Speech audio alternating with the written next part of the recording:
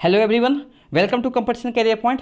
Friends, हम लोग ये हिंदी पेपर 2 का सीरीज चला रहे हैं जिसमें गोदान उपन्यास संबंधी महत्वपूर्ण पुस्तकें हैं। इस भाग ये 3 है जो कि इसमें भी 50 महत्वपूर्ण प्रश्न देखेंगे, हम लोग कवर करेंगे, ठीक है। जो कि जैसे सीजीएल, बीपीएससी, ठीक है, जेपीएससी, ठीक है, बिहार एसएससी, यूजीसी नेट में आने का बहुत चांसेस क्वेश्चन था गोदान उपन्यास से, ठीक है। या अन्य एग्जाम भी बोल सकते हैं, जिस जो भी क्षेत्रीय मैंने कि जो भी स्टेट अन्य एग्जाम हो रहे हैं हिंदी से रिलेटेड को, ठीक है। यहाँ से प्रश्न हमेशा बनता है, क्वेश्चन इंपॉर्टेंट क्वेश्चन है। वीडियो को शुरू से अंत तक देखिए और हमारे यूट्यूब चैनल पर नए हो तो चैनल को जरूर सब्सक्राइब कर लीजिए और आप, ठीक है, और नोटिफिकेशन भी ऑन कर लीजिए जिससे आपको वीडियो स्टार्टिंग में मिलेगा, मतलब जैसे मैं वीडियो अपलोड करूँ आपके पास सबसे पहले पहुंच जाए, ठीक है। चलिए स्टार्ट करते हैं, ठीक है। देखिए फर्स्ट, देखिए क्या है, पता ही फर्स्ट क्या है। कर्ज कर्ज तो वे मेहमान हैं जो एक बार आता है फिर जाने का नाम नहीं लेता है। यह कथन किस उपन्यास का है, ठीक है। क्या हो जाएगा? प्रेमचंद का। किसका होगा? प्रेमचंद का हो जाएगा, ठीक है। नेक्स्ट क्वेश्चन चलते हैं, बढ़ते हैं आगे। नेक्स्ट सेकंड नंबर क्वेश्चन, ठीक है। चलिए, गोदान की भाषा किस प्रकार का है? अगर पूछा जाएगा गोदान की भाषा बोलने में, सुनने में किस टाइप का लगता है, यहाँ का हो जाएगा सरल हो जाएगा। सरल क्यों होता है? देखिए रीजन, गोदान की भाषा सरल, सहज, लघु और प्रवाहपूर्ण है। लोकतियाँ एवं मुहावरा का सटीक प्रयोग स्थान स्थान पर किया गया, इसलिए ये भाषा क्या है, इसका सरल है, ठीक है। क्वेश्चन नंबर 3 देखिए, प्रश्न नंबर 3 देखिए, प्रेमचंद की उपन्यासों की प्रमुख विशेषता क्या है? क्या होगा? आदर्शनोमुखी अर्थार्थवाद, ठीक है। हम बताएं भी हैं कि प्रेमचंद का गोदान उपन्यास जो है यथार्थवाद उपन्यास है, ठीक है। ये इंपॉर्टेंट क्वेश्चन है। चलिए आगे 4 नंबर देखिए, क्वेश्चन देखिए 4 नंबर। नारी में पुरुष के गुण आ जाते हैं तो वो उल्टा हो जाती है, ठीक है। क्या हो जाएगी? उल्टा हो जाती है। ये कथन किसका है? ये कथन किसका होगा? ये किसका हो जाएगा? मिस्टर मेहता का। क्या होगा? किसका होगा? मिस्टर मेहता का हो जाएगा, ठीक है। नेक्स्ट देखते हैं 5 नंबर। गोदान उपन्यास के आधार पर कौन बाहर से तितली और भीतर भीतर से मधुमक्खी है? ये मैं कहा चुका क्वेश्चन, फिर से रिपीट हो चुका है, ठीक है। क्या हो जाएगा यहाँ पर? मिस मालती, ठीक है। चलिए, मैंने वहां पर क्वेश्चन बताया था किसके लिए कहा गया है, तो किसके लिए? मालती के लिए कहा गया है, ठीक है। गोदान का अंतिम प्रसंग किस दुर्भाग्य का शीर्ष बिंदु है? क्या होगा? होरी, ठीक है। बहुत इंपॉर्टेंट है, लास्ट में होरी से ही कहानी होता है। जब होरी की मृत्यु हो जाता है तो उसको गोदान किया जाता है, ठीक है। तो लास्ट अंतिम प्रसंग किसका दुर्भाग्य की शीर्ष बिंदु है? होरी का है, ठीक है। चलिए नेक्स्ट, चलिए 7 नंबर देखिए, उपन्यास के अनुसार, ठीक है। उपन्यास, ये देखिए पूरी नहीं होगा, यहाँ पर होरी होगा, ठीक है। क्या हो जाएगा? होरी हो जाएगा, ठीक है। उपन्यास के अनुसार होरी और धनिया के कितने बच्चे थे? बताइए, 6 बच्चे थे, ठीक है। 6 बच्चे थे, लेकिन यहाँ पर उपन्यास में आपको बताया गया है कि जिसमें 3 बच्चों की मृत्यु हो जाती है और 3 बच्चे ही जिक्र किया है। 3 बच्चे कौन कौन बताइए? क्या हो जाएंगे? गोबर हो जाएगा, क्या हो जाएगा? गोबर, सोना और रूपा, यही तीनों के बारे में बताया गया है, ठीक है। तीनों, गोबर बड़ा बेटा होता है, ठीक है, सोना बड़ी बेटी होती है और रूपा ये होती है, ठीक है। तो याद रखिए, जैसे मैं बता रहा हूँ, 8 नंबर देखिए, 8 नंबर क्वेश्चन देखिए, गोदान में किसकी त्रासदी का वर्णन है? किसका हो जाएगा? होरी का हो जाएगा। किसका हो जाएगा? होरी का हो जाएगा। चलिए बढ़ते हैं आगे, क्वेश्चन 9 नंबर देखिए, प्रेमचंद के किस उपन्यास को ग्रामीण जीवन और किस किस कृषि संस्कृति का महाकाव्य किया गया है? बहुत रिपीट क्वेश्चन हो चुका है, इसका भी क्या हो जाएगा आंसर? चलिए इंपॉर्टेंट है, फिर से याद कर लीजिए, ठीक है। नेक्स्ट 10 नंबर, राय साहब अमरपाल सिंह कहाँ के जमींदार थे? कहाँ के थे बताओ? बेलारी और सेमरी गांव बोल सकते हैं, दोनों का मैंने बेलारी। देखिए राय साहब अमरपाल सिंह कहाँ थे? सेमरी गांव, लेकिन जमींदार वो जो थे ना, थे बेलारी और सेमरी। और बेलारी किसका गांव था बताइए? होरी का गांव का नाम था, ठीक है। इंपॉर्टेंट है, याद रखिएगा। गोदान में दाता दीन कौन है? क्या होगा? बेलारी गांव का ब्राह्मण है। और दाता दीन का पुत्र क्या बताओ? क्या है बता? पुत्र का नाम क्या है? माता दीन। पुत्र का क्या नाम होता है? ये माता दीन, ठीक है। याद रखिए, सब इंपॉर्टेंट क्वेश्चन है, ठीक है। चलिए देखिए, ले लिया क्वेश्चन। गोदान में दाता दिन कौन है? दाता दिन का, ठीक है। गोदान में माता दिन कौन है? दाता दिन का पुत्र है, या बोल सकते हैं दाता दिन का पुत्र का नाम क्या है? माता दिन है, ठीक है। 13 नंबर देखिए, प्रश्न नंबर 13, गोदान की कथा का केंद्र बिंदु क्या है? क्या हुआ? कथा मैंने कि गोदान जब शुरू हुआ उपन्यास, ठीक है, तो उसमें कथा का केंद्र बिंदु किसको लेकर किया गया है? गाय की लालसा को, गाय के। अब गाय की लालसा मैंने खरीदने का था, कौन सा गाय? पछाई गाय। उस गाय का क्या नाम था बताइए? गाय का नाम क्या था बताओ? सुंदरिया था। कुछ कभी कभी नहीं, कोई कुछ मैं करवा दूंगा इसको भी, ठीक है। चलिए चलिए 14 नंबर देखिए, गोदान उपन्यास में ओंकारनाथ कौन है? देखिए, अगर मैं बता रहा हूँ कि अगर मेरा गोदान से रिलेटेड पाठ परिचय देखे होंगे पूरा अच्छा से, तो यहाँ से आपको मैक्सिमम क्वेश्चन ही बना सही हो जाता होगा। ठीक है, क्या होगा? दैनिक पत्र बिजली संपादक हैं। और ओंकारनाथ कौन है? राय साहब के मित्र भी हैं। ठीक है, चलिए 15 नंबर देखिए क्वेश्चन। गोदान में मिल मालिक कौन है? गोदान में मिल का भी जिक्र किया है। ठीक है, तो किस कैरेक्टर को से वो बताना चाह रहे हैं? ठीक है, तो मिल का मालिक कौन था बताओ? मिस्टर खन्ना। ठीक है, नेक्स्ट 16 नंबर देखिए कोई प्रश्न। ठीक है, गोदान में होरी का गाय का नाम क्या था? देखिए आ गया ना कोई में, क्या नाम है? सुंदरिया। अब किस टाइप का गाय था बताओ? किस टाइप का गाय लेने की इच्छा था? इच्छा, अगर इच्छा पूछेगा तो क्या हो जाएगा बताइए? किसका की इच्छा था बताइए? पछाई गाँव। क्या होगा? पछाई गाँव। ठीक है, पछाई गाँव याद रखिए, इंपॉर्टेंट है। चलिए 17 नंबर देखिए, प्रश्न नंबर 17। प्रेमचंद ने अपने किस उपन्यास में किस्सा गोई की कला को प्रस्तुत करने में सफलता प्राप्त की, जो घटनाओं पर नहीं मनोवैज्ञानिक स्थितियों में दीप्त सहज सामान्य मानवीय व्यापार पर जीती है? क्या हो जाएगा? यहाँ पर भी क्या हो जाएगा? गोदान हो जाएगा। क्या हो जाएगा? गोदान हो जाएगा। ठीक है, इंपॉर्टेंट है क्वेश्चन।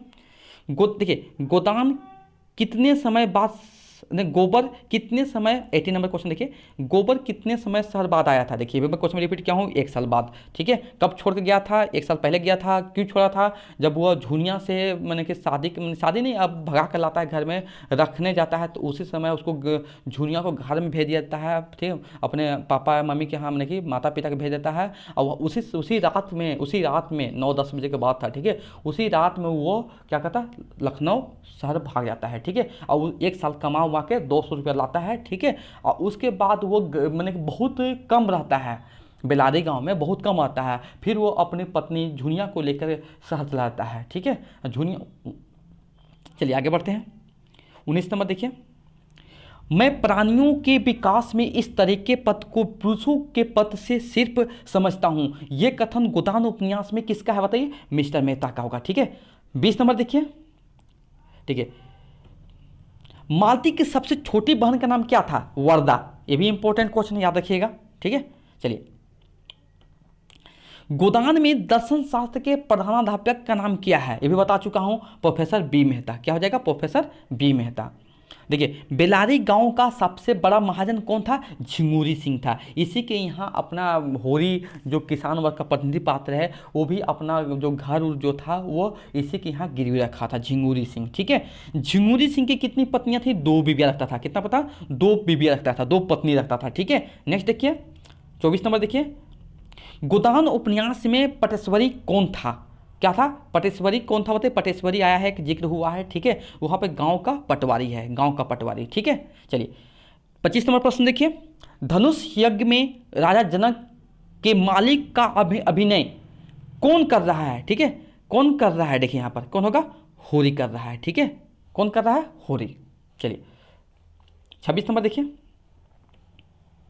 गोदान उपन्यास में गांव में पशु चिकित्सा का आचार्य कौन माना जाता है? कौन हो जाएगा? दाता दीन। ठीक है, दाता दीन के पुत्र का नाम क्या था होता? माता दीन। ठीक है, जितना देखिए इतना बार मैं रिपीट कराऊंगा ना कि आपको की क्लास में सब याद हो जाएगा। ठीक है, चलिए होरी ने अपना घर कितने रुपए में गिरवी रखा था? कितना? 80 रुपये। ठीक है, देखिए यहाँ से क्वेश्चन क्या है? गोबर जब पैसा कमा के आता है, शहर से आता है, तो कितना रुपये? 200 लाता है।